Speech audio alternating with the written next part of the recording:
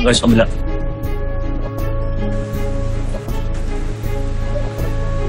Kabila mo na. Tara, tingnan natin dito. Dito na, bro.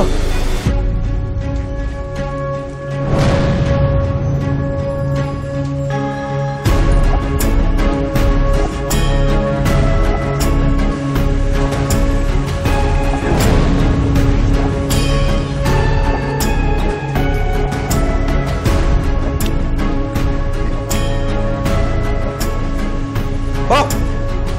Okay na yan! Okay na.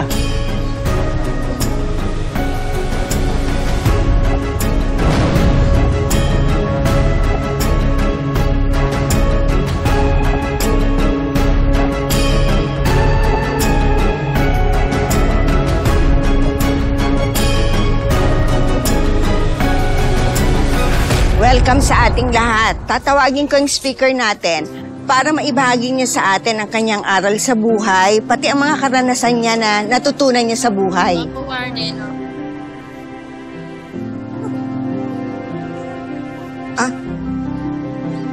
Pupunta muna ako sa opisina, ha? Naiwan ko yung cellphone ko, ha?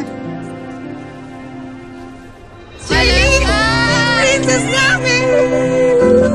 Hello, Vanessa. Hello, hello! Alpha. Hello po! Sabihin mo, nasawa ko. Ay, magandang araw po. Hello. Hello po, ako po si Vanessa. Ay, halika, upo kayo.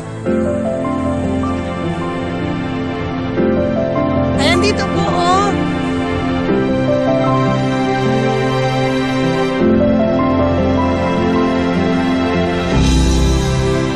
Magandang umaga.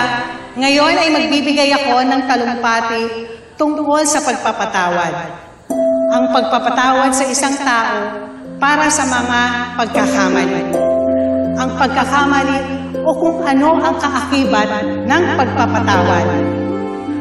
Maraming tao ang nagkakamali sa atin.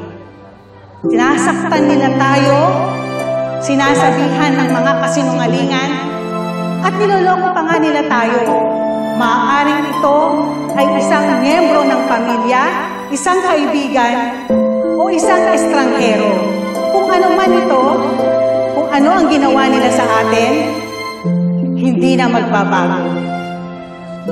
Limitado tayo para magpatawad.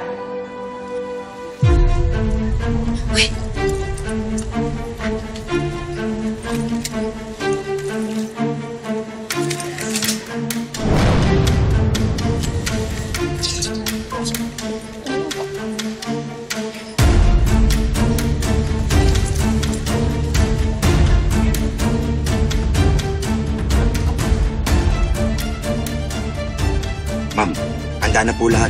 Tara na.